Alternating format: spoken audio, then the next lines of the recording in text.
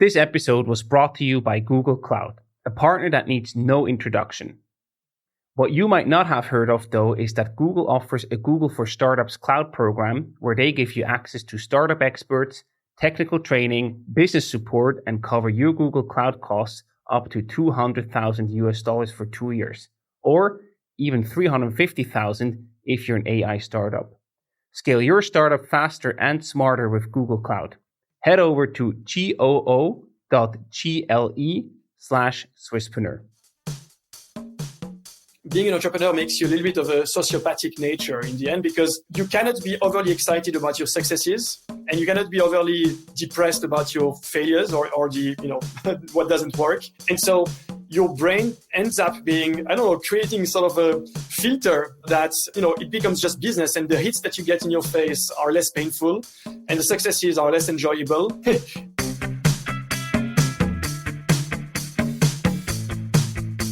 Welcome to the Swisspreneur Show, a podcast about startup stories and learnings from experienced entrepreneurs. Here's your host, Sylvan.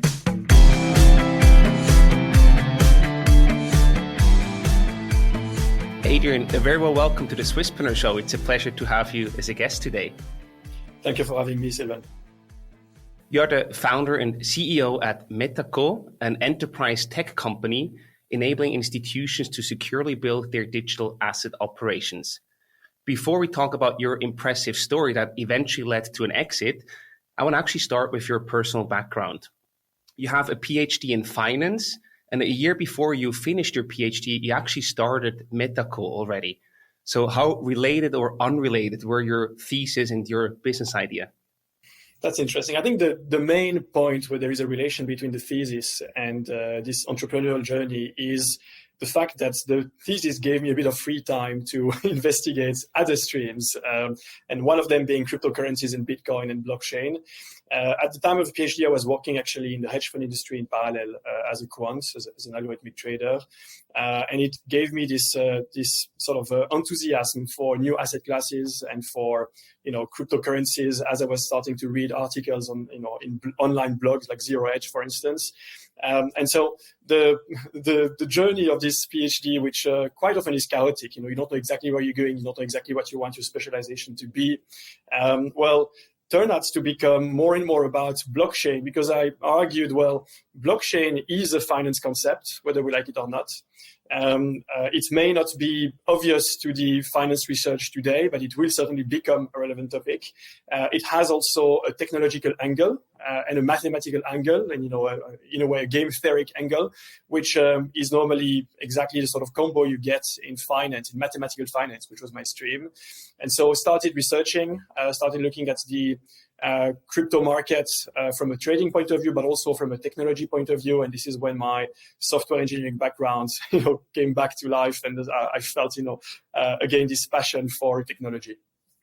Fantastic. And at the same time, you also have this entrepreneurial drive in you to build the company and to really start your own business. Where does that come from? Do you have any role models in your family that inspired you to pursue the entrepreneurial path? Well, I hope my parents are not listening to this, but it's quite the opposite. They have absolutely no business sense. And so I never got a sort of a proper training or life training to what entrepreneurship would be or should be or would have to be. But one thing they did right is push me and push my sibling, my brother and sister, in experimenting in new fields. Not necessarily from an entrepreneurial point of view, but at least learning new streams in science, in music, in art, in literature, to a point where curiosity became a predominant force. And in a way, becoming an entrepreneur requires a number of things, a sort of enthusiasm for risk, but also requires a natural curiosity for new things, which are not already evident to the market, and that you would like to investigate a little bit solitary. And I think from this point of view, indeed, this is how I became an entrepreneur.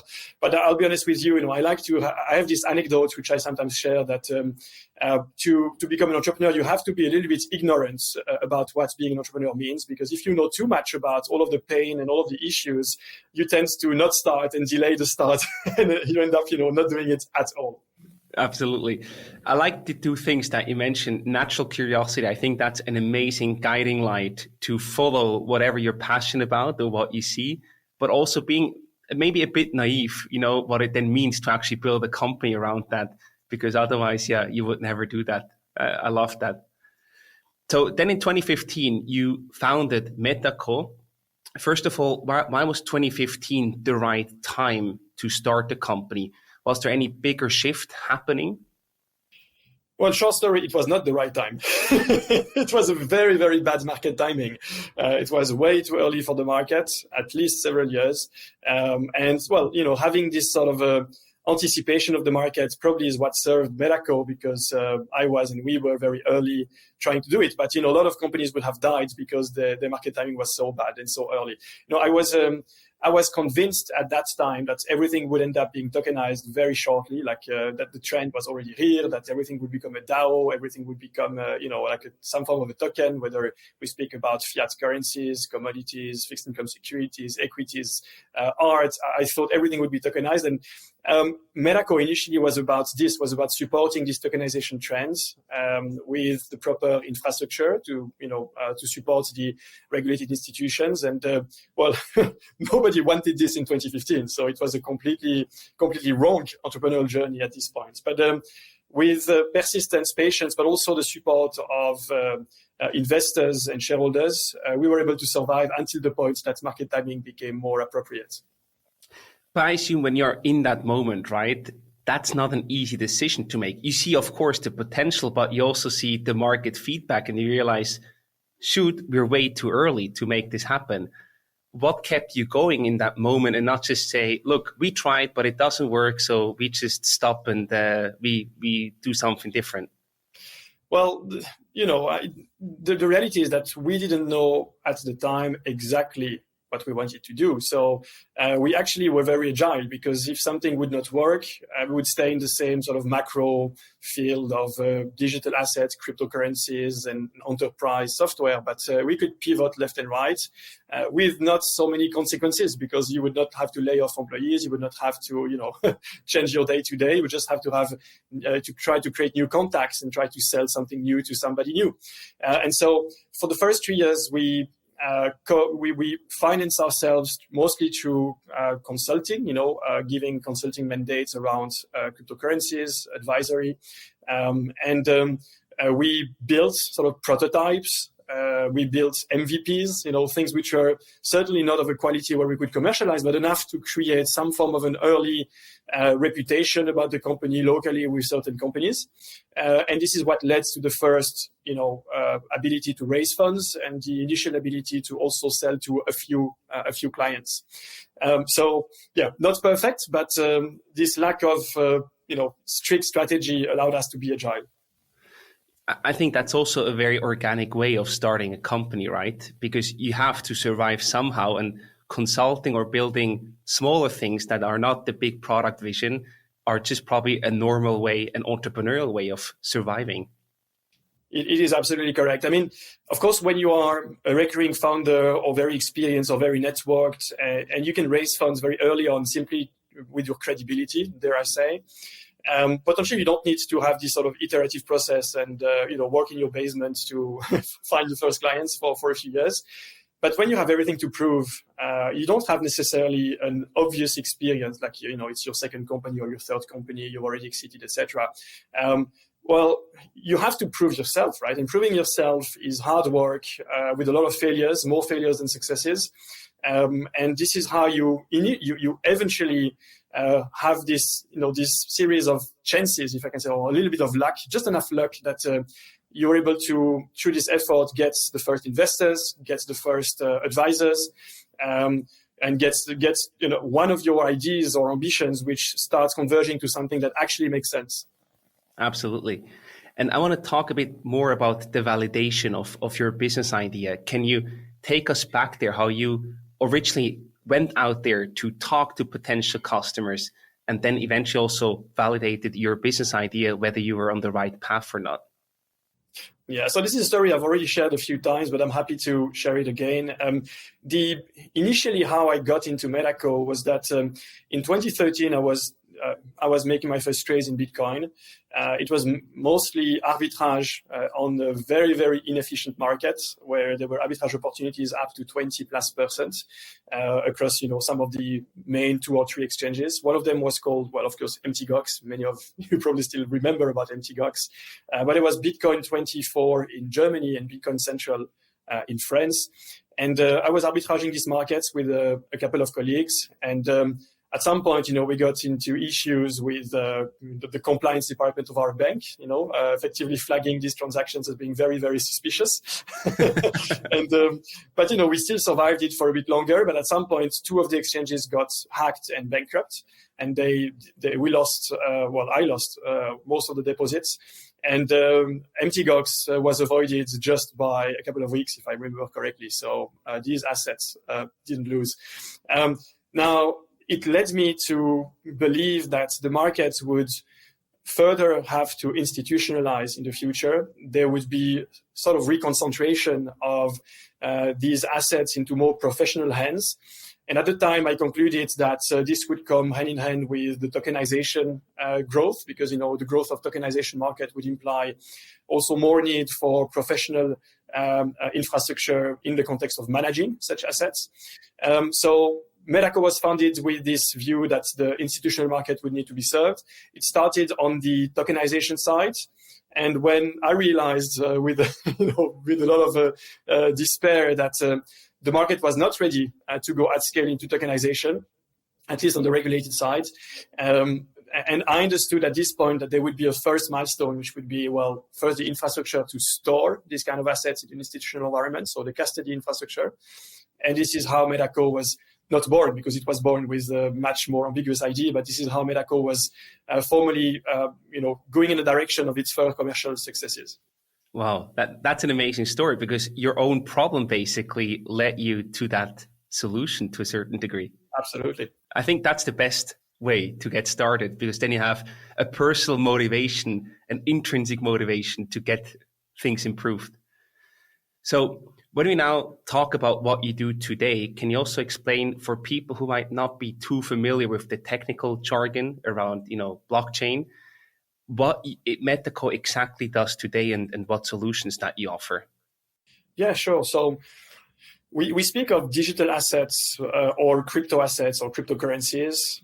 The word crypto means cryptography. It means that these assets are protected by some form of cryptography or mathematical construct. And the main tool that you have behind it is that you have this so-called secret key, which is like a long password, and it protects the access to these digital assets that live on the blockchain, right? These crypto assets protected by cryptography, in practice are protected with this so-called secret key, which is a long password. So the secret key, you can store it in many, many ways. You can have it on your phone, you can have it on a piece of paper, you can just remember it completely by heart. But of course, when you start having assets at scale, millions, billions, or trillions, you probably don't want to, just have it in your mind and hope that you will never forget. Right? Actually, it's a pretty damn long password, so it's hard to remember. And even if you could remember it, you become a single point of failure. If you have an accident or anything, it could mean that you lose forever the access to all of your assets. So what Metaco does is working and building the technology that professional institutions can use to do this at scale. In an environment where risk is obviously paramount. So typically, our main clients are banks that today are providing safe services on the traditional finance side, for payments, also custody of traditional assets, but payments, current accounts, etc. But we expected many years ago, and we still think that banks will be providing all of these services for digital or crypto assets. But to do so, they need a professional infrastructure to manage the secret keys. They need a professional infrastructure to govern the security around it, to manage the accounting components of it, to connect to the blockchain by and large.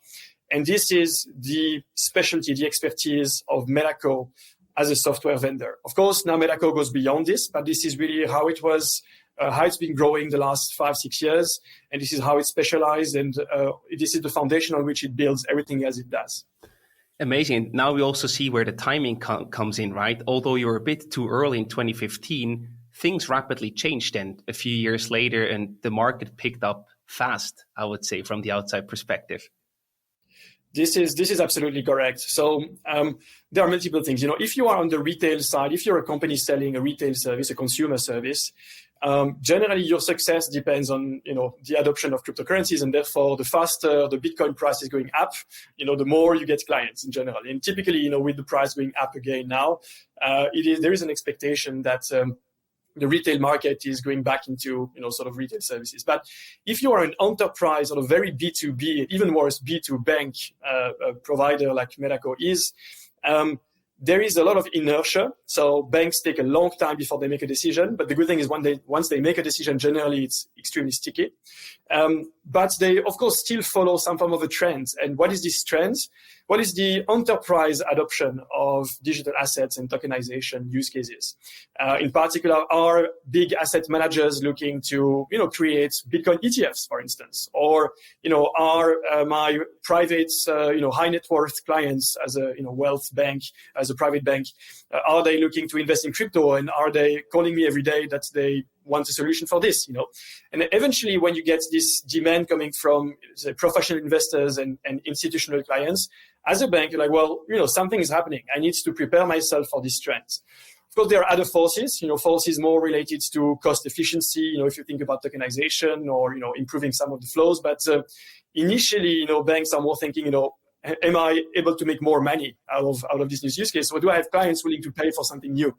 And so exactly as you say, in 2015, there was a lot of, there was a boom on the retail side. The crypto market was very volatile, going up, growing, of course, going down also. But by and large, the market was positively trending over the last decade.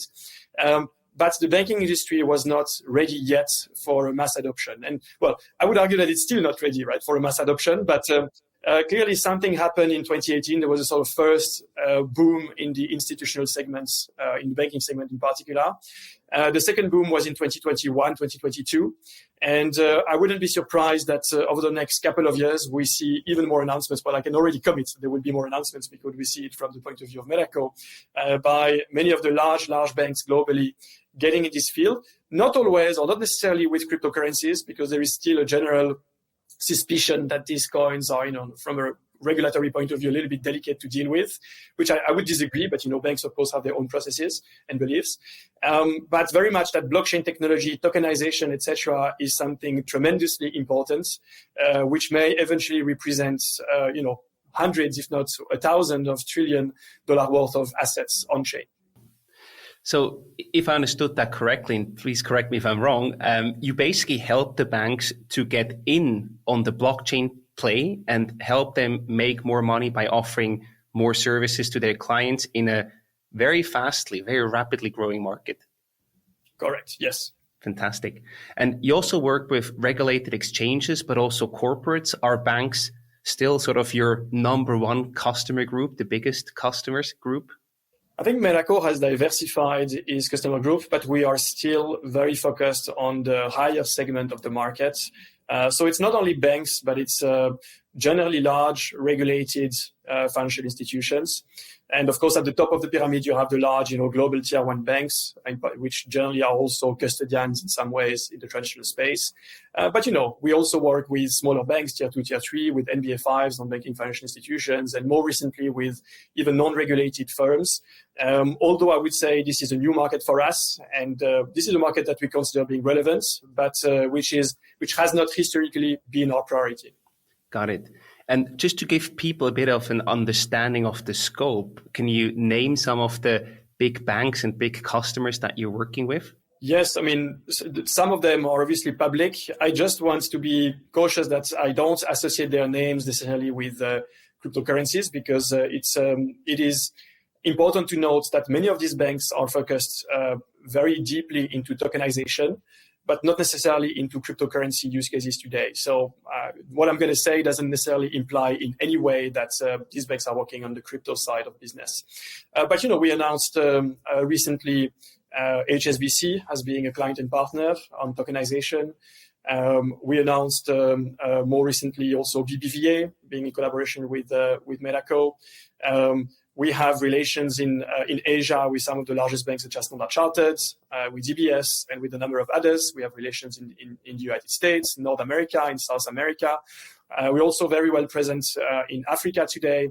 And so I think Metaco, and that's maybe an anecdote which might be interesting in this context, because we were this small Swiss startup in 2018, and we were ambitious with the kind of clients we were targeting, which was, enterprises in general. And we didn't have the resources, both financial and in terms of human resources. We had to focus, we had to choose where we would hit. And because we could not target, thousands of, companies, because we didn't have an army of sales, we only had a few people. We decided to target the top of the pyramid, the top of the triangle, and therefore go straight with the largest financial institutions, the banks. And we shaped our product and we shaped our go-to-market for that particular segment. The implication also is that we had to immediately go international, because if you target the tier one, big banks of the world, well, there are not so many in Switzerland. So yes, Switzerland is a banking place, but you don't have so many tier one banks here still. So almost from day one, in 2018, we already had captured big international tier one banks in Asia, in Europe, and almost in the US, in the following couple of years. Amazing. I think that's a very insightful strategy that you just mentioned here. And I also wonder, what does your business model look like? How do you get paid? Is it the classic, hey, we sell you software, you pay us a licensing fee, or how does your business model look like? So although I don't want to say too much, because part of it is still, confidential in terms of competitive, pressures, etc., I will say that we consider ourselves as being a pure software business. And being a software business, we look to get as much recurring license as possible, because this is how we value our business. This is how we're able to reinvest in innovation. But also because we are close to a financial use case, we tend to have a model which also has a form of upside, can scale with the use by our clients. What are the specific metrics? I'm not going to share today, but the general model is base recurring license with some form of an upside. Okay, got it. And you work with banks, heavily regulated space. How did that sort of help you or also hinder you to actually build Metaco to the level and the way it is working today? Well, first, a consequence of working with banks is that on one side, they are very large companies, for at least the ones we worked with historically, and so very slow and very difficult, a lot of processes. Then you add the fact that they're also one of the most regulated industries of all industries, and you get something which is even a slower animal, even a more processed and painful animal to work with. So this is my biggest learning, and one of the things that was potentially the most difficult for a young startup was learning on how to deal with companies for which the sales cycle can be between 12 and 36 months, and how to deal with complex deals, complex sales cycles with RFPs, with extremely competitive environments, with a bank that has hundreds of counterparts to your company, and they expect you to have hundreds of people to deal with their hundreds of people. And of course, you don't have these hundreds of people. And even if you had, you would not have hundreds of people per bank. You would have maybe hundreds of people to share with all of your clients. So this is probably the most difficult thing that we face, the general slow pace of the market. And a slow pace which is not just about waiting, but a slow pace which is about strategically optimizing your positioning and your chances, and potentially risking to miss and to fail the deal with a single mistake because you've lost attention along this sort of very long journey. Because when you, as a young startup, you're facing 3, 4, 5 tier 1 banks in parallel, and all of them expect the big company on the other side, I can tell you this is not trivial. This is a big learning.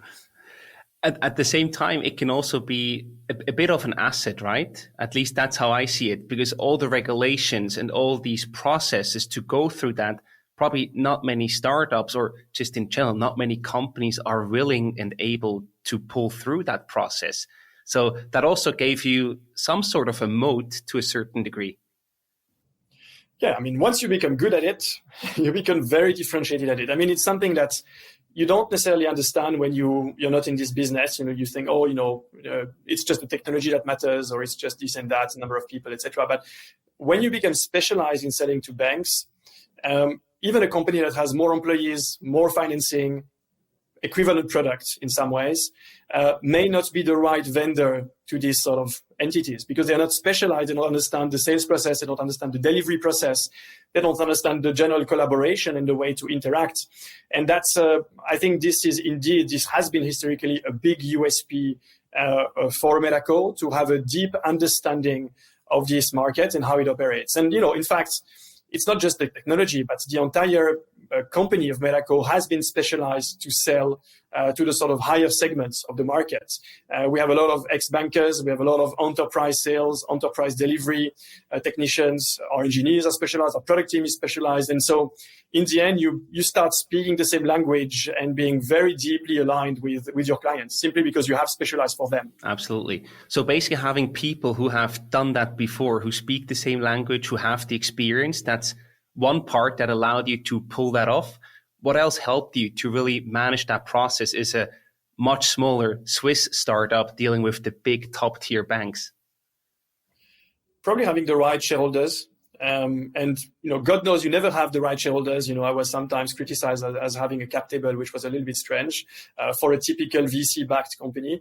But at the same time, when you are in this market, you want to have shareholders which are deeply connected with some of these banks and can, at the very least, advise you, but at the best, even help you with connections, with influence, etc. And Metaco has not been the typical VC-backed company, that goes, starts with around here, then goes with the big Americans. We've been mostly backed by corporate VC, and there are pros and cons. Obviously, the pros is that they're more patient, and this has helped us because sometimes we needed patient investors, and also they may be expert in the field you are, so they may be better advisors in certain ways. But the downside is also that they are sometimes more biased. They're not necessarily in the business for, just a multiple. So they're not here just to make a 10x over the next 24 months. And so they may be here because they want to use you as a client, as a provider and them being your clients. Or they may want to, simply learn about the business because they want to create some expertise on their side. And that creates some form of a conflict of incentive. And if you're not careful with it, depending on how you staff your board of directors, also it can have nefarious consequences. And also, going through the Series B, Series C, Series D, potentially, if you don't somewhat clean up your board, clean up your shareholders, etc., you may end up having frictions and inertia where you should not, in principle, if you want to do things right. Got it. Is there, cleaning up the board, making sure you have the right people in the right seat at the right time? Sounds crucial, sounds simple, but how do you actually do that? You as founder and CEO, how did you shape and manage that process? Because again, this sounds easier on paper than in practice from my perspective. Yeah, well, I won't claim that I did things perfectly. I certainly did not. I think we had a good board of directors, but it was not perfect. And even what I would say, my seat, because I had a few seats also on the board, even my seats, were they perfect? Probably not. Probably I could have thought even more to get, this perfect guy that knows exactly the banking market, etc. In the end, I think that my view as an entrepreneur is that the board is here to support and balance out the entrepreneur, but is not here to formally make sort of the decisions during the growth phase of a startup. Because yes, on paper, from a legal point of view, yes, the board is deciding, is signing, is engaging the company, to protect to optimize the value of the shareholders. But in practice, the board is here to trust the entrepreneurs, because otherwise, you would know it if the board is better placed than the entrepreneurs to do the work. They would become the CEOs themselves, right? So I think that the best thing the entrepreneur can do is find a proper modus operandi with the board, where the board is acting as not as a friction, not as a, let's say, just a legal thing, but as an advisor when needed, as a counterweight when the CEO needs to have some form of perspective, but generally as a support for the ambition of the CEO, founder, and obviously the rest of the team. I think Metaco managed to do this in a relatively well-working way. It was not perfect, again, but I think it worked. But I know, speaking with a lot of other startups, that it's not always the case. Yeah, I think that's a big struggle for many startups, especially once they enter the growth stage. Before that, it's not too relevant yet. One thing, when you now talk about the journey that you just shared about Metaco, what is really astonishing to me is that you started the company as a solo founder. Something that, when investors, when a traditional VC comes in, they would say, oof, that's something that we usually don't touch. Why was being a solo founder the right setup for you? Well, I'll reveal something which normally my close relatives know, but not the market doesn't know, is that I'm actually not a solo founder. There was a co-founder, but it didn't work. It didn't work out. We didn't get along, and it broke up after, I don't remember, maybe 12 months. And so I ended up a solo founder against my will. I ended up a solo founder because I lost my co-founder.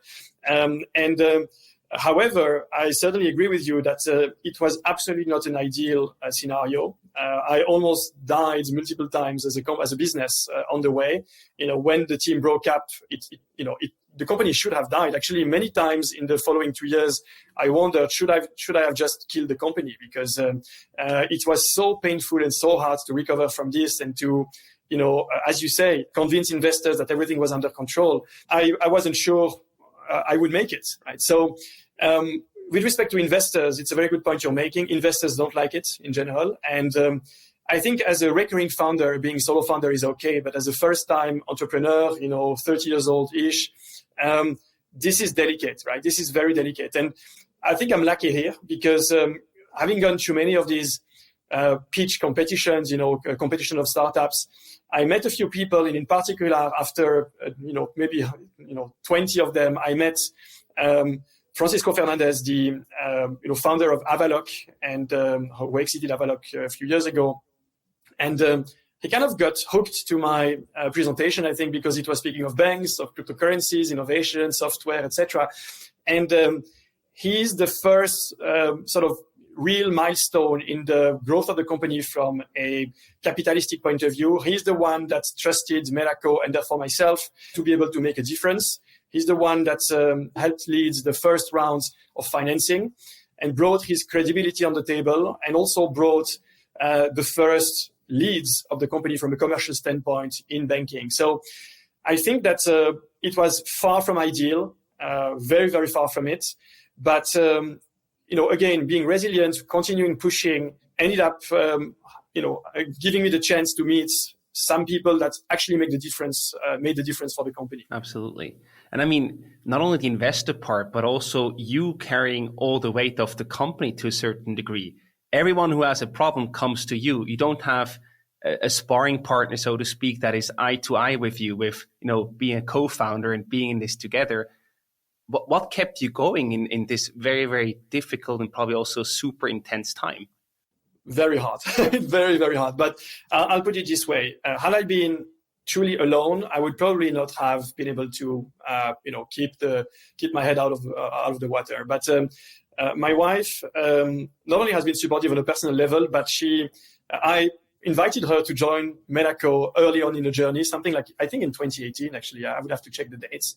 And although she's not technical herself, she's always been working in technical environments, and she's been tremendously supportive along the whole journey. And I therefore had someone to speak to, and I didn't get home with my wife complaining that I was never available and that, I was too, sort of centric, focused on my business, and I should be more balanced. So no, because she knew exactly what I was facing at work. And she was not only, understanding, but also very supportive, and generally a good counterpart to sometimes my excessive craze or, my excessive opinions, etc. And so she's certainly one of the pillars that helped me, go through this journey.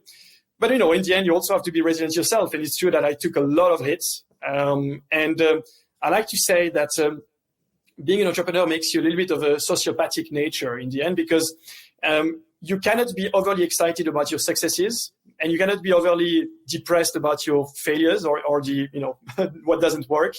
And so your brain ends up being, creating sort of a filter that, it becomes just business, and the hits that you get in your face are less painful and the successes are less enjoyable. And it becomes more the day-to-day, and you accept that you're the ultimate point of concern. Everyone comes to you when there's an issue, and sometimes you have to deal with it yourself, and it's painful and it's hard. But hey, it's part of your job, and you learn to take it. It sounds like a survival strategy for the startup roller coaster. It is. It certainly is. But again, what's difficult here is that When entrepreneurs like myself, tell other entrepreneurs, you have to remain resilient, you have to take it, it's part of the journey. It is clearly part of the journey, you have to. But the issue is that you never know if it's actually going to succeed. You actually never know, right?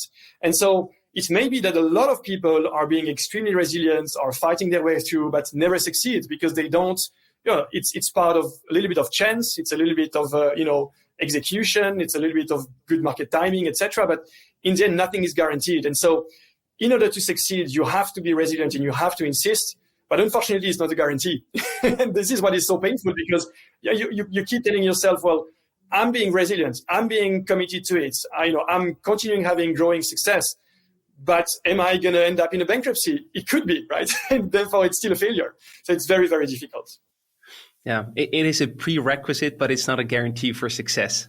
It is it's a sort of if and only if mathematical thing. You have to see which, implication you have. And unfortunately, it's not a bijective relation. Exactly. Then as you were growing with the company, you then also expanded the leadership team. And I think that's sort of then also when you were really making up for the sort of missing co-founder that got lost along the way. So what were the key roles that you hired for to really set up a strong and a good leadership team at Metaco? Commercial guy.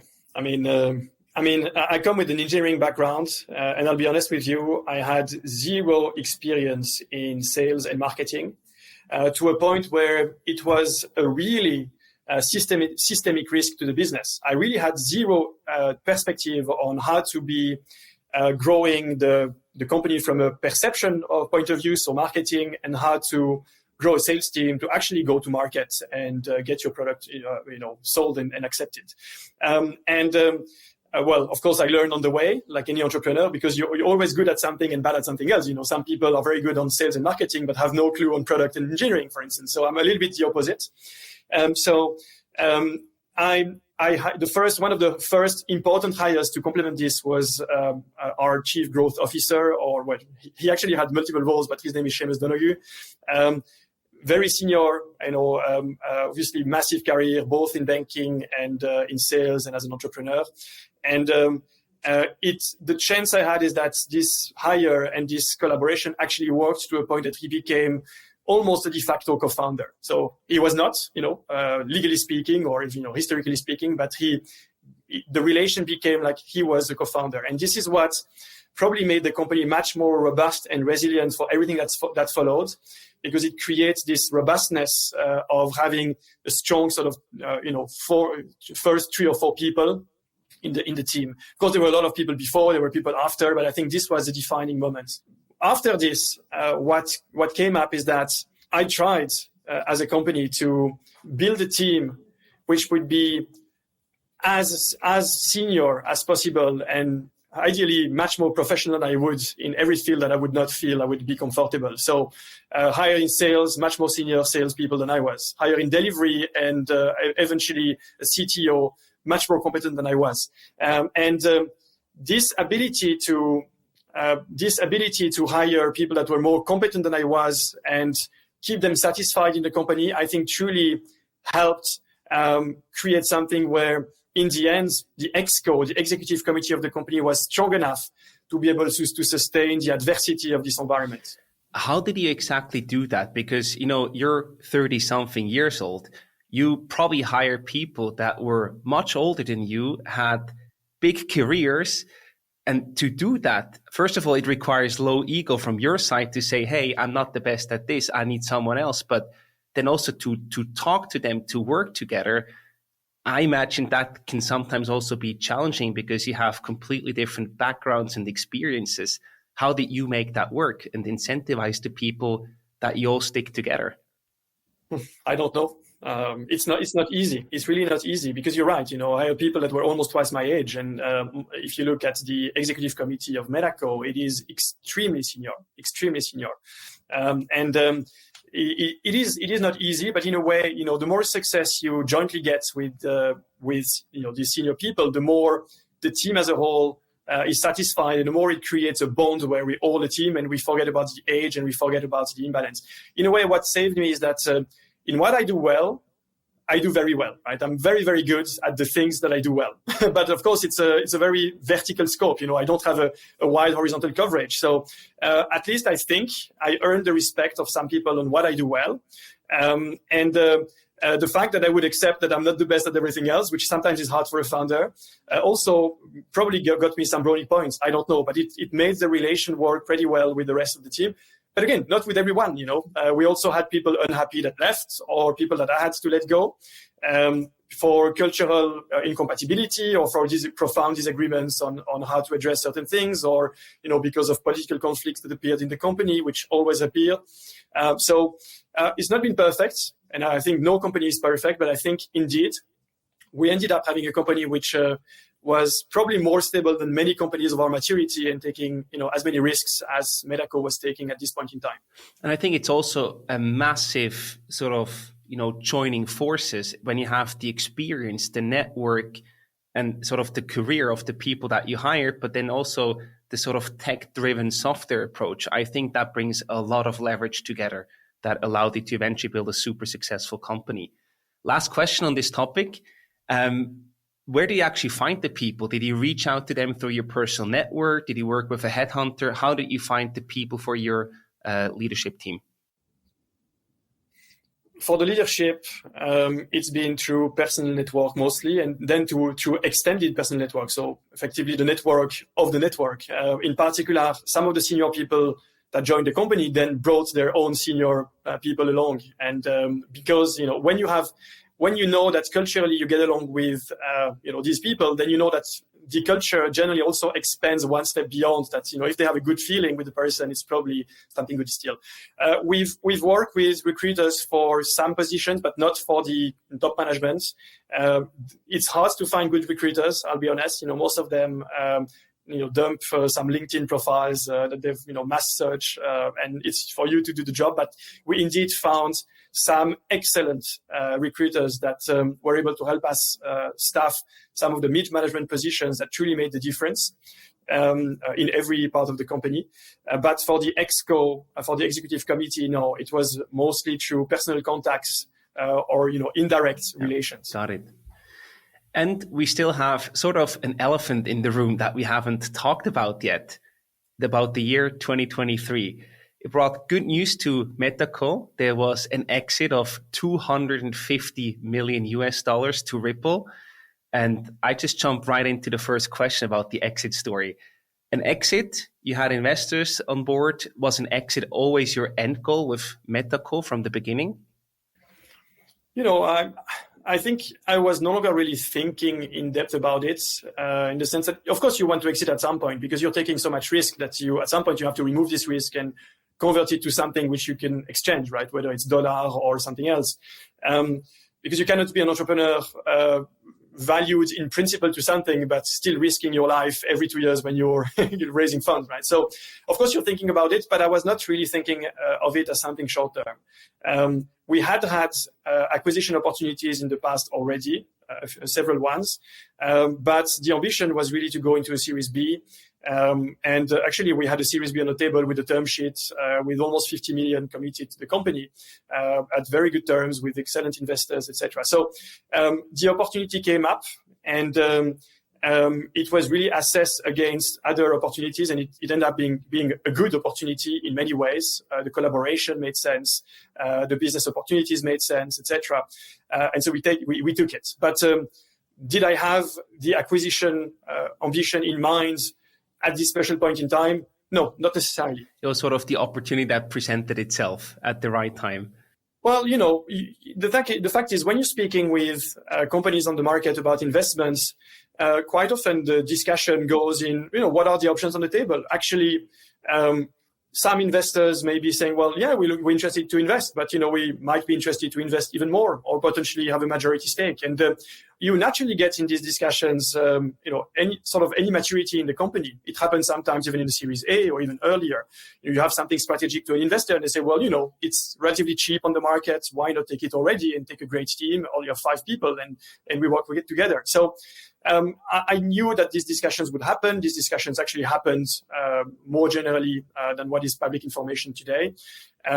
But again, I was not searching for it. It happened naturally. Absolutely.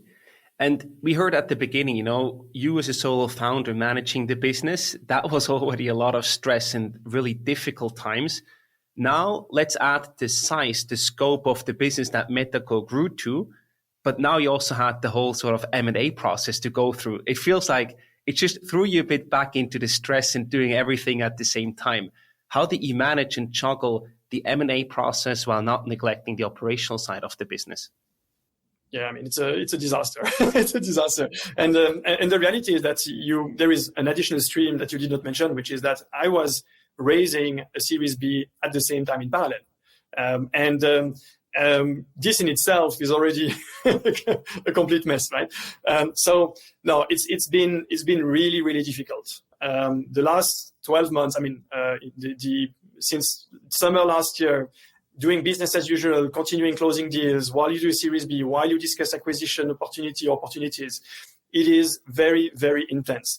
But again, the first thing is, being resilient and having support around you. And I had a lot of support by relatives and by my colleagues and by the company generally, the ones that could be involved, because of course you can't involve everyone in these discussions.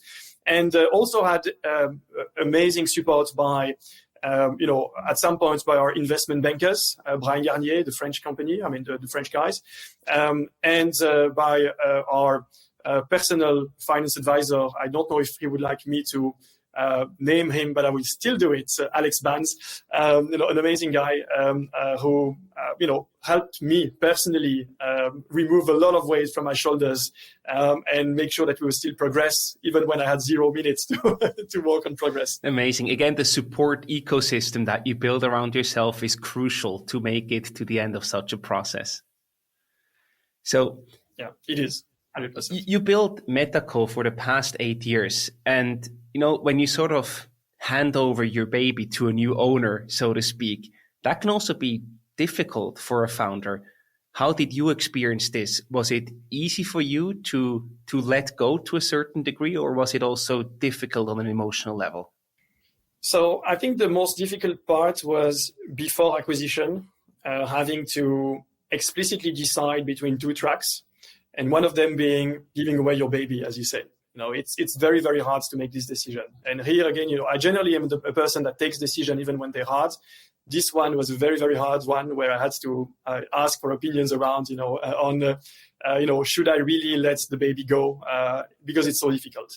But once the decision was made and it started to be executed, I think this is one of the reasons why I was so excited by this collaboration with Ripple, is that it was the goal of Ripple was not to just take a few good people of the company, take some pieces of the product and kill everything else. It was actually to leverage as much as possible of what the company had become, and therefore to continue at the very least the current strategy of the company, but augment it with many new synergies and opportunities. And in this context, I did not really feel like I was losing the company once the acquisition had been concluded. I felt that the context was different. The means were potentially at a different scale. Everything was much larger, with the pros and the cons, because again, it's not, being larger doesn't always mean it's easier. There are new challenges that appear on the way. But even today, I still feel that the baby is growing. I still have some sort of, ownership and influence on it that is enough for me to be satisfied and seeing it's continuing being a success. Amazing. And I wonder, how did you celebrate this important milestone? Did you treat yourself to something? Did you throw a big party? What was the celebration like for you? Well, it's not very glamorous, but I did not celebrate. There was no celebration. Back to work. No, I was working the next day normal as an employee. So no, there was no celebration. Got it. And please also share a bit about the future plans. So what does this now mean for Metaco? What is Ripple doing with Metaco? What are your plans for the future? So, as you might know about Ripple and what I've described about Metaco, it's two very complementary businesses. Of course, both are software businesses with, a focus on financial markets, more extensively with Ripple also on the corporate markets, but very much aligned on the sort of market that we're addressing. But Metaco is focused on the deep infrastructure layers of custody and few related things, whereas Ripple is focused on the layers that we call the value-added layers, payments, tokenization, etc., which very naturally complement what Metaco is doing. So the opportunity is really to combine these layers and have a verticalized offering which goes way beyond what Metaco was ever able to achieve, and which complements downstream what Ripple has had historically with the layers that Metaco is bringing. Fantastic. And Adrien, to wrap up the conversation today, we also have a few rapid fire questions for you. I give you a short question of different options to choose from, and you have to answer in one sentence. You ready? Okay, yeah. Have you ever seriously thought about giving up on Metaco? Oh, yes, many times, but many times in the early days. Once I got committed into it, I had employees and I had colleagues I respected. I felt it was my duty to bring it to an end, a good end. I love that. What does money mean to you? Freedom. Money for me is what you need if you want to be less dependent on the system. So for me, it's not necessarily Lamborghinis and Ferraris, but it's more about making sure that, for instance, if I want to create another company, I could do it without having to beg for some financial support. Absolutely. And what's your favorite memory of the Metaco journey? I told you that I become a bit of a sociopathic nature to be able to survive this journey. I have a number of them, but I would say probably some of the key hires that we made in the company in the early days, in particular, as I said, the first commercial employee or partner, which became the most co-founder.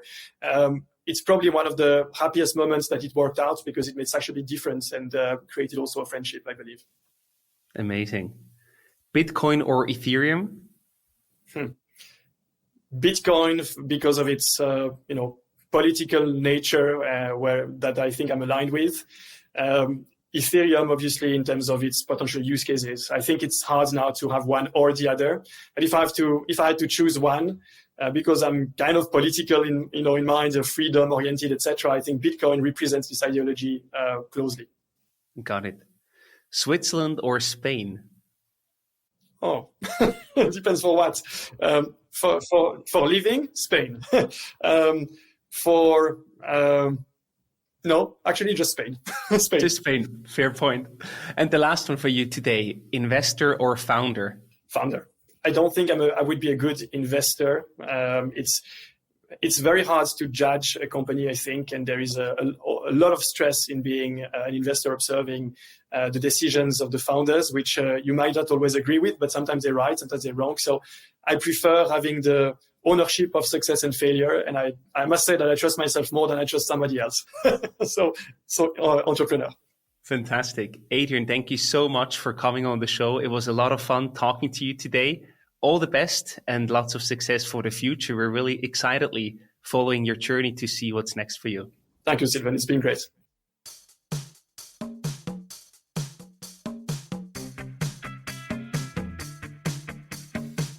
We hope you enjoyed today's episode. If you did, you can support us by rating our show on Apple Podcasts. This way, we can reach an ever-growing number of aspiring entrepreneurs.